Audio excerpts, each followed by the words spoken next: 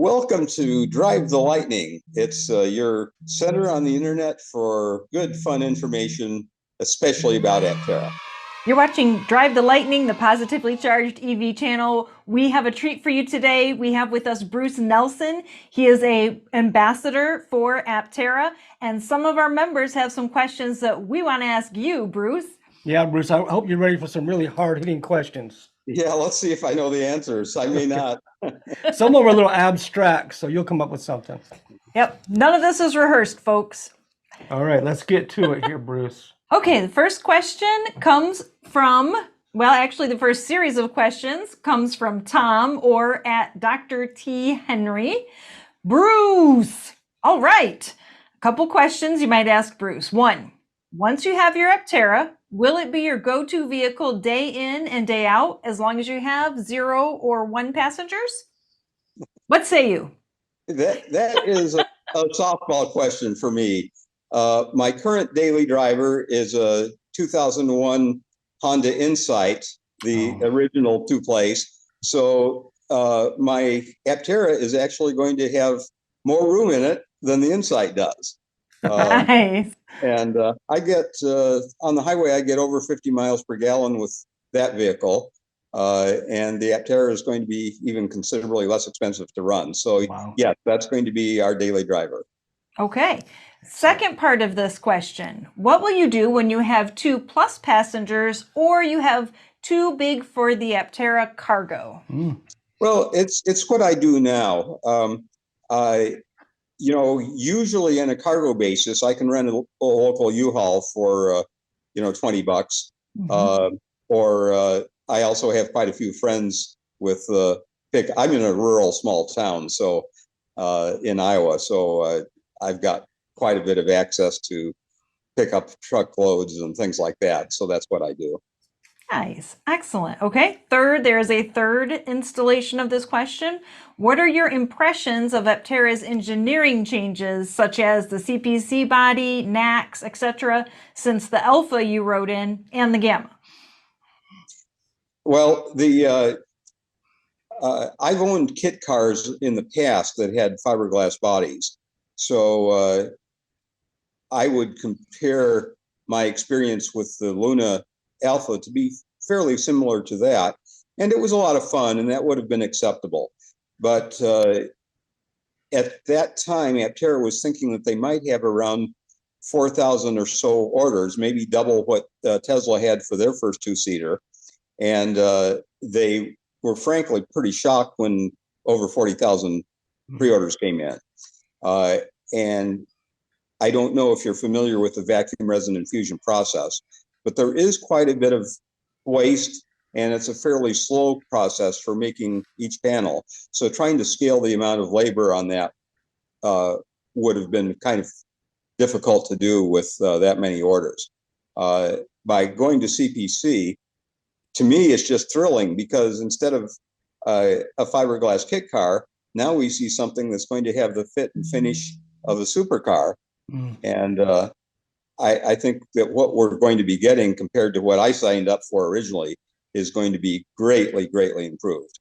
Yeah, we agree. I want to ask this last one. Okay. So this is also from Tom. He says, any bad feelings about the early paradigm plan and how it's changed with the introduction of the accelerator program? Because you were one of the paradigm members, one of the very first ever to reserve your Aptera. And now that's kind of changed a little bit. So how do you feel about that? Yeah. Well, I think I alluded to it in the last question. The quality of the vehicle that I'm going to get is far better than what I originally signed up for. And I'm pretty thrilled with that. Now, I'm old enough that the aging issue could catch up with me. But all in all, I feel okay. And Aptera has told me that they're going to be still making some paradigm special changes for the LE editions. So I've switched to the LE. One difference is that the original paradigm was a 2-wheel drive vehicle, and that performance was still quite exhilarating in the Alpha. But being in Iowa, now the LEs are three-wheel drive, all-wheel drive, and in winter, the improved traction control, I think, is going to be well worth it. So for those reasons, I think it's going to be a good change for us. Excellent. Nice. Good answers. But wait, there's more. But wait, there's more. Okay. Here we go. This is from Alvin Plaxico, one of our channel members. Thanks for all you do at Drive to Lightning. Well, that's awfully sweet, Alvin. Thank you. Yeah, thanks for watching. A question for Bruce. What advice would you recommend for those who have followed Aptera for a number of years and maybe getting discouraged with the time that it's taken to get into production? Great question. Well, I'm old enough and have followed enough automotive startups that I have seen many of these before. In fact, in the early 2000s, I was working for an environmental company in Union City, California, and Tesla was right across the street. So I saw all of that development firsthand. Tesla ran completely out of money in 2008. They had to lay off all of their motor engineering staff, who incidentally we hired. So I had lots of inside information about what was going on with Tesla. And when Tesla went into the production, they called it going into production, but Elon Musk took the first delivery, and all the vehicles that they produced that year had transmissions that would break if you tried to accelerate with them because they couldn't handle the torque. Oh boy. And by December 24th, they were completely out of money. The banks were going to be closed for the Christmas break, and they would have missed their payroll on December 28th and gone bankrupt. In the last hour, they got a $50 million investment from Daimler, and that saved them. It was several months into the next year that they were able to source a transmission that worked and actually get the vehicles going. But Aptera has had a much better cash management. And if you look at the history of Aptera or other companies in comparison, I think they're doing really well. I worked as a supplier to quite a few other early EV companies, including the Ford Think, which delivered maybe 1,000 vehicles and was somewhat successful for the time. And others like the Corbin Sparrow that didn't do as well. And so in comparison to almost everybody else that I followed closely, Aptera is really doing well. I mean, most of us haven't been doing this long enough to have the perspective, but from my perspective, Aptera is really doing wonderfully. Well, that's encouraging. Yeah, thank you. I hope that helps, Elvin. Thanks for your question, and thanks for being a member. You too, Tom. Yeah. So here's one from Carol Monroe. She says, are you going to visit Michigan when you get your Aptera? You couldn't hold me back, Carol. I certainly will be. Good answer, Uncle Bruce. Yes, we're looking forward to seeing you then. Yeah. Okay, here's more, because you're not getting off that easy. Yep. This one is from Mr. B. Newchow, a.k.a. Bob. Thanks for the coffee, Bob. Yes, thank you, Bob. And Bob says, did Aptera give any indication that they would hand off some of the 16 production intent vehicles to any of the ambassadors to do real-world validation of solar charging, driving range, software glitches, suspension, etc. in urban, rural, different geographical and climatic weather regions? If not, who do you think will be handed the PI vehicles to do real-world validation? And could you put in a plug for Vehicleless Bob Newchow to validate one in Albuquerque, even though he's not an ambassador? Well played, Bob. Yes, well said, Bob. You got our vote. I like the way you think, Bob. That's great. Actually, we know, I don't know how many of them are going to be sacrificed to crash testing, but there's going to be a third party doing the vehicle crash testing to the same federal motor vehicle standards that it's the part. If you look it up, it's Part 200, and they're the standards that that cars are tested to. exactly the same, even though Aptera isn't required to do that. And they've committed to showing video of the results. And if you look at a lot of, especially SUVs that are being sold right now in the US, while they have been tested, the ratings and the results have not been revealed by the manufacturers. And this includes some of the major ones. So Aptera is going to be much more open than even many of the big vehicles that are for sale on the market today. That's awesome. There's, I know they're going to be doing some more wind tunnel testing. There's, of course, validation of the solar range. There's going to be quite a few different validation testing programs, many of them run by third parties. So I don't know if the 16 is going to be enough to make one available for marketing or not. We can hope so. Yeah, right. Let's hope. Well, if you get one, call us, please. We'll come to Iowa. There you go. Yeah. And Bob, if you get yours, I'm sure you'll let us know so we can come out there and see you. Okay, this is kind of probably an easy one.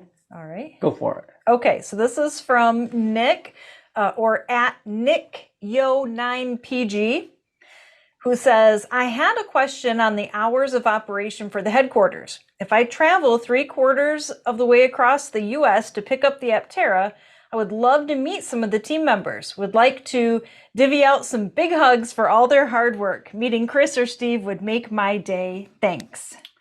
Okay, Nick, this is Chad. I'm editing right now. It's almost midnight my time, and I can confirm that Aptera, Chris Anthony, the CEO, is an excellent hugger. Here's the proof. Okay, group hugging Roddy here. Thank you so much. Group hugging Roddy here. Okay. Thank you. So what do you think of the pickup process? What can people expect as far as you know, Bruce?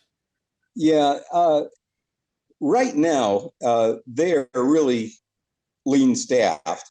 And even back in November of 2020, when my wife and I stopped by, I emailed the head of time, and I ended up meeting Quincy and Audra, who basically took us around. But they also made time for Daniel Morris to give both of us fairly extensive drives. Nice. And then I signed an NDA, and because I had professional background in cooling systems. In fact, I designed and helped build the samples freezer that flies up on the International Space Station. Oh, that's awesome. To give one example. Nice. I got to do a really fun, high-profile projects, including some of the major world telescopes to cool the instrument packages, so heat coming off wouldn't destroy the light beams.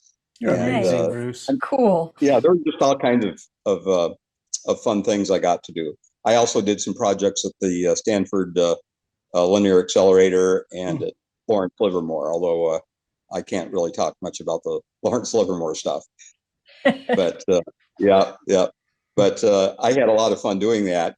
And so after discussing things with Daniel, there's been a lot of changes since our discussion, but I see absolutely no fundamental reason that the cooling won't work just fine on the Apteras. Oh, cool. Nice. So I think I just want to try and sum up here for Nick. Nick, if you're planning to visit just because you want a tour or something, try and coordinate something ahead of time. And I'm sure they would be happy to accommodate you as much as they're able to. But I think your question was specifically when you go to pick up your Aptera.